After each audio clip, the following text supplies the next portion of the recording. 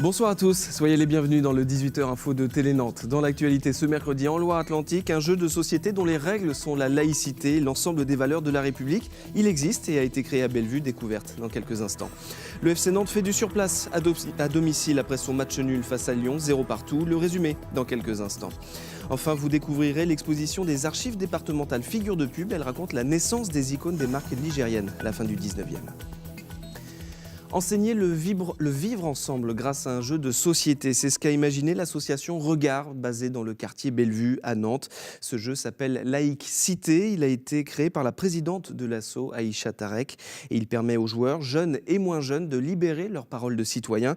Un outil d'utilité publique dans cette période éprouvante pour la démocratie. Jean-Michel Naga. À la cantine, on peut proposer des repas halal ou cachers aux enfants. A, vrai, B, faux. Vrai. Non, Faux. c'est faux.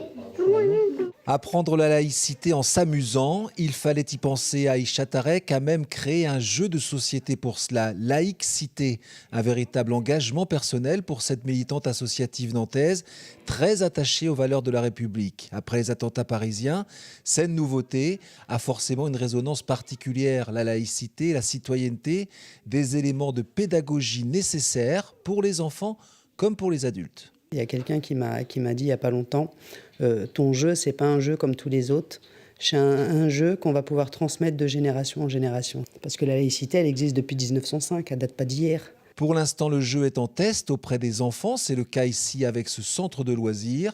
Et même si le concept de laïcité n'est pas des plus simples à expliquer, le principe semble naturel pour les plus jeunes. Le dessinateur qui a participé au projet s'en est rendu compte. On retrouve chez des enfants souvent mal à l'aise face à justement toute cette réglementation autour de la laïcité, ce sentiment de stigmatisation qu'il peut y avoir sur certaines religions. On sent bien que pour eux, c'est quelque chose de dérangeant. Ils ont juste envie d'aller à l'école et pouvoir se parler sans avoir forcément de barrières ou autre. Le jeu fait déjà l'unanimité auprès des plus jeunes. Une autre démonstration est prévue mercredi prochain dans le quartier Bellevue. Et quelques dizaines d'exemplaires seulement devraient être fabriqués d'ici Noël. Le premier tour des élections régionales aura lieu ce dimanche 6 décembre et certains plis électoraux pourraient arriver en retard dans les boîtes aux lettres du centre-ville de Nantes et de Rezé notamment. Les facteurs sont en grève depuis plusieurs jours. Ils dénoncent la rémunération en deçà de sa juste valeur du travail supplémentaire lié aux élections.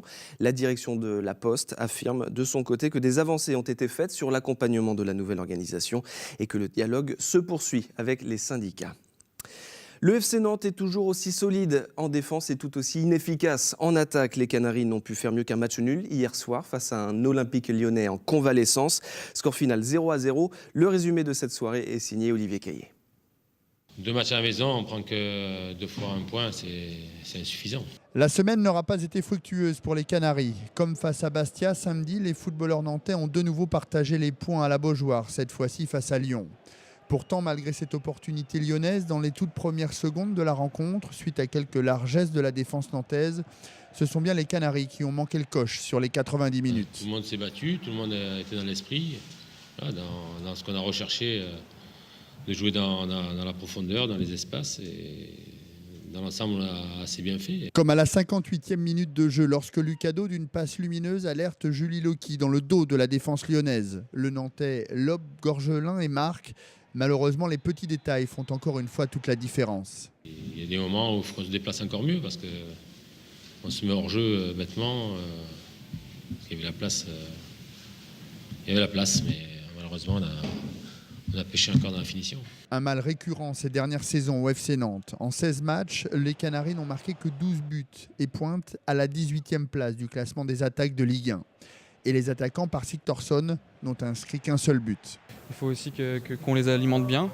C'est pas que le travail des attaquants. Un défenseur peut aussi marquer. Donc ça sert à rien de se focaliser sur eux. Il faut se focaliser sur l'équipe du FC Nantes. Je pense que des ballons de but, on en donne. Après, si on ne les met pas, c'est à nous de nous remettre en question. Moi, j'en ai une contre Bastia que je mets à côté. Bon.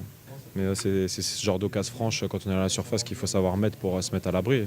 Un objectif que les Canaries chercheront à atteindre lors de leurs 3 derniers matchs avant la trêve. Ce mercredi soir, les handballeurs du H vont tenter d'enchaîner un 10e match sans défaite, toute compétition confondue. Les joueurs de Thierry Henty se déplacent à Nîmes avec comme objectif de se rapprocher des premières places de D1.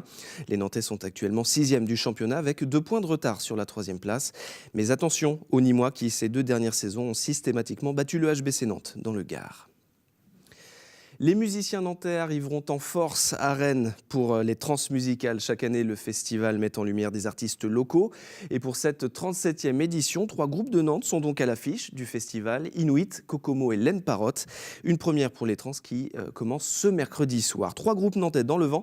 C'est un reportage de Yannick Lenné. Il y avait au départ une liste de 30 groupes. À l'arrivée, le programmateur des trans, le big boss Jean-Luc Brossard, a choisi 3 Nantais pour représenter la scène émergente des Pays de la Loire. C'est un peu un cru exceptionnel parce que c'est vrai qu'il y a plein d'autres groupes qui pourraient venir d'Angers, Laval. Enfin, ça se joue pas au niveau de la provenance en fait, c'est purement esthétique. Une esthétique très rock, base musicale commune aux 3 groupes. Ensuite, à chacun son style. Kokomo, un duo guitare-batterie, qui puise quand même beaucoup de choses dans les années 70. Côté psychédélique, un côté blues, avec beaucoup d'énergie sur scène. Inuit, un côté quand même un petit peu jazz électro, pop, une musique assez sautillante et à l'image de ce qui se fait aujourd'hui, je trouve.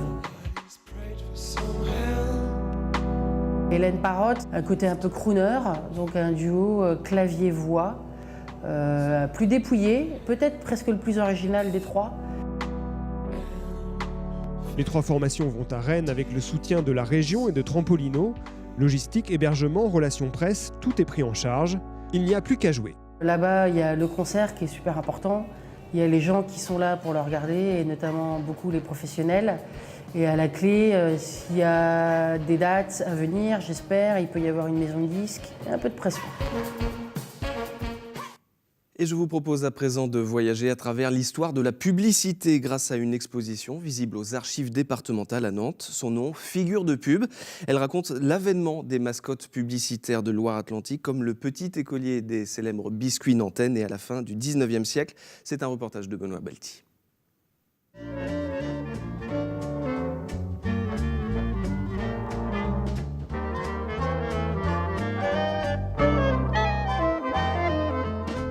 Dans les figures de pub, quand on en parle aujourd'hui, vous avez tout de suite quelques images qui vous viennent au niveau national. Si je vous dis Bibin de Michelin, la vache qui rit, ça vous vient tout de suite.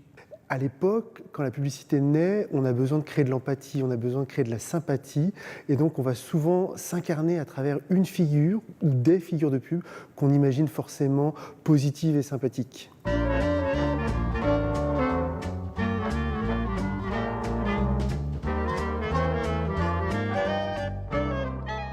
La publicité, c'est vraiment le miroir culturel d'une époque. Il y a des figures qui, avant, marchaient, qui ne marcheraient plus aujourd'hui, qui seraient choquantes.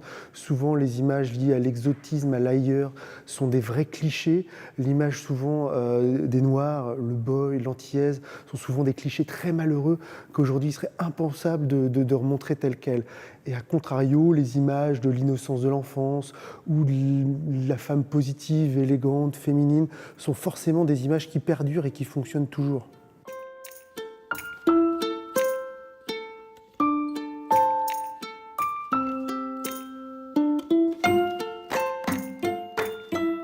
Ces publicités sont le reflet des productions de l'époque. C'est souvent ce qui nous reste le plus comme trace visible et tangible.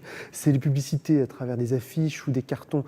Quelquefois, on trouve encore des boîtes ou des objets représentant cette période phase de l'industrie localement, mais souvent, on n'a pas gardé d'autres traces, c'est-à-dire que les usines ont été rasées, les usines ont été rachetées, la production industrielle se fait moins localement, donc on en garde moins la mémoire. Donc, la publicité, c'est la source par excellence pour prouver ce passé.